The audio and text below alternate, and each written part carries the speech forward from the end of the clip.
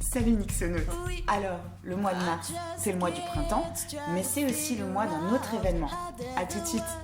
Et oui, le mois de mars, c'est aussi l'anniversaire de la publication de mon premier roman, mon premier space opéra, Le Premier Horizon, La Voyageuse, sorti en mars 2021. C'est une belle occasion pour un peu mieux te présenter mes personnages, un petit peu plus en profondeur, après t'avoir parlé de l'univers dans lequel ils s'animent dans d'autres articles de blog et dans d'autres vidéos. Les personnages de mon livre sont nombreux, ce qui explique que je te propose les rencontres de mes personnages en deux parties. La première concernera Train et les Protégnéturis, et la seconde partie te permettra de mieux faire la connaissance de Lel, Scrux et Hafnium. Tout ce que je vais expliquer dans cette vidéo n'est pas forcément amené de manière explicite dans le livre. Donc comme j'en parlais dans la vidéo Comment créer un univers imaginaire, il y a des informations qui vont être là dans cette vidéo, des détails qui m'ont servi dans mon écriture, mais qui ne sont pas forcément amenés de façon directe. Ce qui veut dire que tu vas avoir accès à certaines informations en VIP. Alors, prêt pour cette rencontre ? Décollage immédiat, on commence avec Train. Train est une humaine, elle fait environ 1m60, elle est brune, elle a des taches de rousseur. C'est une femme qu'on pourrait qualifier d'ordinaire, alors pas dans le sens péjoratif, dans le sens où on n'est pas face à une Charlize Theron. Charlize Theron qui m'a servi d'inspiration pour un autre personnage qu'on verra la prochaine fois. L'histoire ne révèle pas vraiment son âge, c'est un choix de ma part, puisque je voulais que le lecteur puisse s'approprier l'évolution de Train, avoir une dimension plus personnelle. Au début de ce récit, Train est une photographe saisonnière. C'est une opportunité assez spéciale qui s'était proposée à elle avant le début du récit. C'est de cette façon qu'elle a rencontré certains des amis dont il est sujet au tout début du livre, donc Bjarni, Max, Lilia, Klaus, qui sont eux aussi des saisonniers. Alors, ce ne sont pas des amis de longue date, mais Train a la bougeotte. Elle a très peu d'attaches et elle navigue au gré des événements, sans but réel.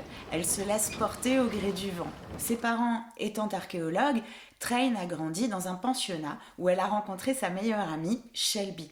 Donc Shelby, c'est la meilleure copine qui a envie de voir son amie, qui est célibataire, un peu volage, se stabiliser, être heureuse et se poser dans sa vie. Train, cette dimension-là, c'est pas trop dans sa nature. Et en parlant de sa nature, elle a un cruel manque de confiance en elle. C'est quelque chose qui va se percevoir dans le début de l'aventure et avoir une certaine importance. Celle qui deviendra la voyageuse a certaines particularités. Elle adore la musique, David Bowie, The Cure, Jamiroquai et plein d'autres. Mais elle aime aussi les jeux vidéo, le cinéma, les séries, les animés, les mangas. Là aussi, ça a une certaine importance dans l'histoire, puisque Train réagit à l'art d'une façon très particulière. En fait, ça provoque en elle un Tetris émotionnel, un Tetris de sensations, d'émotions qui vont s'imbriquer, faire des formes, lui apporter des couleurs, des vagues émotionnelles à l'intérieur. Bien évidemment, c'est quelque chose qui sera en lien avec la mission dans laquelle elle va être embarquée de force et qui est la mission des brèches. Les brèches qui déchirent l'univers des mondes connus. À côté de ça, Train est aussi très désorganisée, mais aussi assaillie de pensées invasives qu'elle n'arrive pas à contrôler, des pensées invasives qui lui pourrissent la vie et qui, là aussi, vont amener des explications par rapport à certains événements de l'histoire. Au début de l'aventure, Train est enlevé par deux personnages dont il sera sujet dans la prochaine vidéo, Scrux et Lel. Donc il faut imaginer la personne que je vous ai décrite un petit peu plus tôt, qui se retrouve face à un coléoptère géant, plus particulièrement un nécrophore, donc qui est haut de 2,50 m, et son copain Blablichard, donc un humanoméduse qui fait 2 mètres, dans sa cuisine à Reykjavik. On peut se mettre à sa place, c'est plutôt impressionnant. Elle se réveille dans un vaisseau, dans l'espace, entourée de personnages impressionnants. On peut imaginer la crise cardiaque, le choc, mais non, puisque Scrux a préparé cette humaine, Train, à cette confrontation. Confrontation qui, même si elle a été préparée, est un petit peu violente quand même. Elle se retrouve donc perdue au milieu de ces personnages qui ont des noms qui sont pas forcément évidents, et c'est notamment le cas pour les Protégnéturis, dont on va parler juste après dans cette vidéo. À cet endroit-là, j'ai eu envie de donner, de transmettre au lecteur ce côté perdu de Train, qui puisse évoluer avec elle, figurer l'état d'esprit de Train, mais aussi son évolution dans cette aventure. C'est-à-dire une humaine ordinaire qui se retrouve dans un environnement difficile à appréhender. Mais Train est aussi terriblement attachante. Alors parfois, bien malgré elle. Heureusement, elle fait preuve de beaucoup d'autodérision. Certains des personnages qu'elle va rencontrer pendant cette aventure sont plus ou moins semblables aux humains. C'est entre autres le cas des Protégnéturis, un peuple aux dons étranges. Les Protégnéturis viennent d'un système qui comporte 2 soleils, et ils viennent d'ailleurs aussi de 2 planètes jumelles, l'une qui est désertique, Proteria, et l'autre qui est recouverte de glace, Promeria. Les villes Protis sont des cités souterraines, et leur société est régie par un système de guildes. Il y a peu de lois, on verra un petit peu plus tard pourquoi. Par contre, les réglementations en place font partie d'une loi martiale. Les Protégnéturis ont une longévité qui se calcule en termes de siècles pour un humain. Et malgré cela, ça fait plusieurs générations, ça fait en fait 3 générations, qu'ils sont en guerre contre le peuple des Rashnak. Donc ce sont des titans, des colosses à 4 bras gris anthracite, avec lesquels il n'y a jamais eu de communication. D'ailleurs, c'est un sujet que j'aborde dans la vidéo « Comment créer son univers imaginaire ». Ce sont 2 peuples qui sont en guerre, mais qui n'ont jamais communiqué. Ils ne connaissent même pas le vrai déclencheur de cette guerre, pour la plupart en tout cas, dans ce premier tome. L'apparence des Protégnéturis se rapproche de celle des humains. Leurs iris et leurs pupilles sont identiques à ceux d'un chat, et le bulbe et la forme sont identiques à ceux des humains. Ils sont plus grands, leur taille allant jusqu'à 2,50 m, et leur peau semble renfermer des volutes de fumée. C'est un petit peu comme s'il y avait une couche transparente et qu'en dessous on voyait s'agiter de la fumée, des volutes de fumée, se créer ce mouvement doucement hypnotique. Ça peut faire penser au manteau de Jupiter ou aux différents étagements d'un café latte. C'est quelque chose qui se crée sous différentes teintes. On va prendre par exemple Farca, neige sur onyx. Alors ça c'est bizarre, oui, mais ça s'explique. Ça s'explique par le pouvoir des brumes. C'est un don qui permet aux Protégnéturis de sentir l'état interne d'autrui, d'autres personnes, d'autres individus. Il ne connaît pas le fond de la pensée, mais il connaît l'émotion, l'état interne, l'endroit où se trouve la personne dans son nuancier personnel. Ils peuvent aussi interagir sur les émotions des autres. Par exemple, certains Protégnéturis de mon roman apaisent Train ou d'autres personnages qui en ont besoin à certains moments. Mais c'est aussi un pouvoir qui peut leur permettre d'agir sur le monde matériel.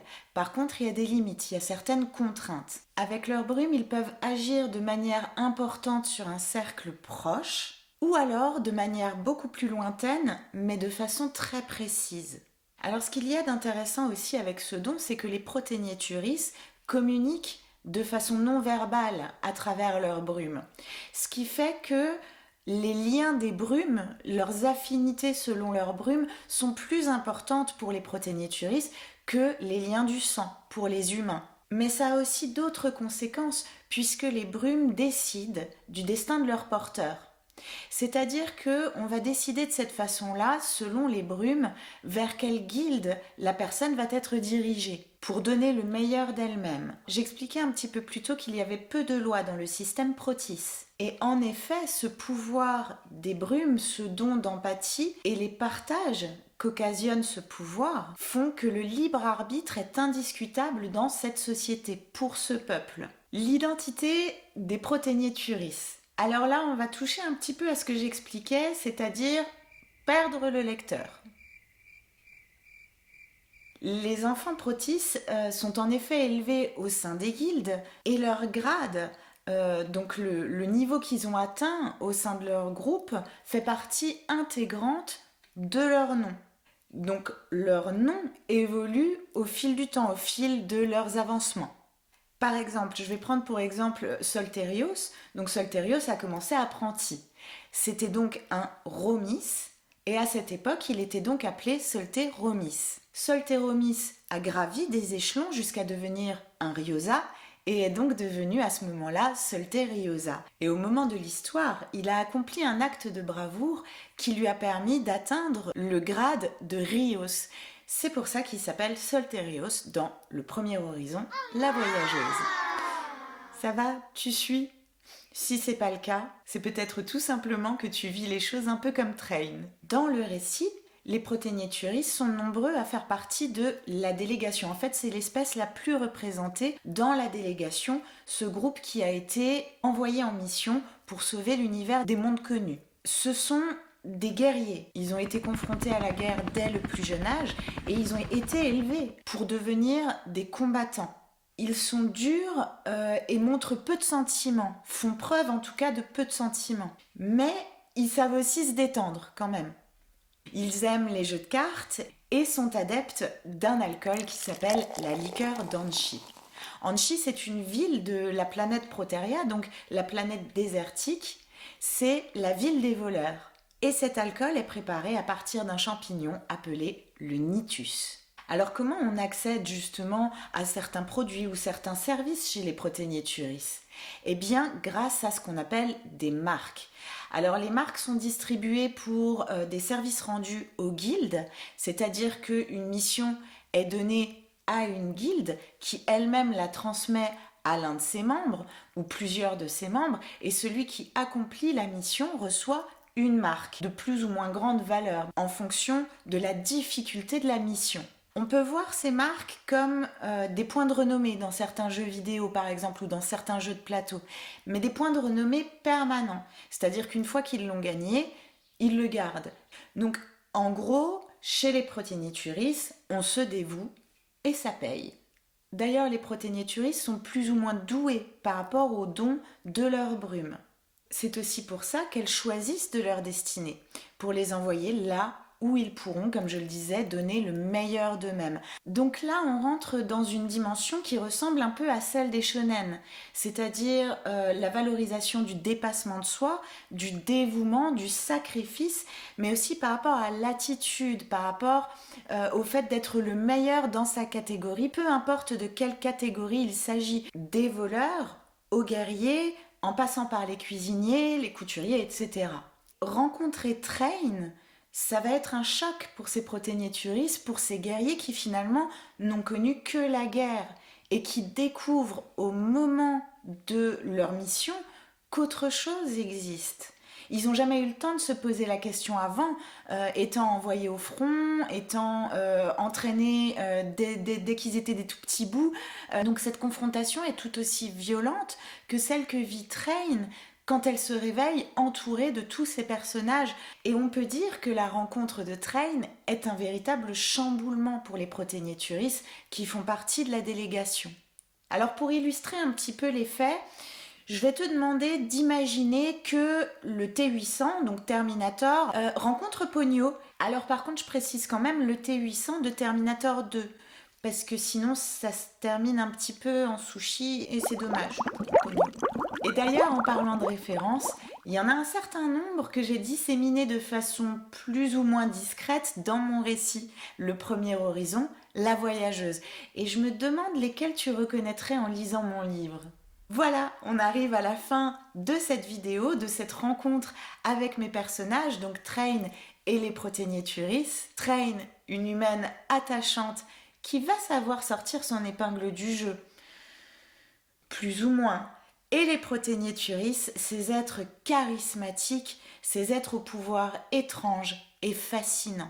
J'ai parlé ici de certaines vidéos, notamment celle de comment créer son univers imaginaire, ce qui m'a servi à écrire ma propre histoire, à développer mon univers, mon décor et mes personnages. Le sujet de cette vidéo, rencontre avec mes personnages, première partie, a aussi été développé sous forme d'articles de blog que tu peux retrouver sur mon site. Le lien est en description. Je te rappelle également que mon livre, Le Premier Horizon, la voyageuse, est disponible en brochet, en e-book. Là aussi, je te mets les liens en description.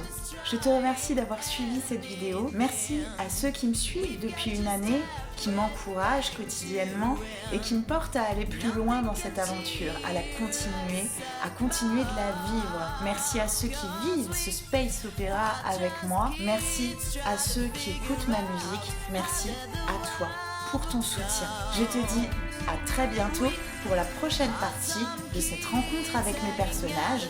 Donc cette fois, tu rencontreras Lel, Scrux et Hafnium. Allez, prends soin de toi. Ciao, ciao. C'est classe ce mouvement, c'est hyper classe. J'arrive plus à le faire de façon aussi fluide. À quoi ça me servirait de faire un mouvement comme ça ?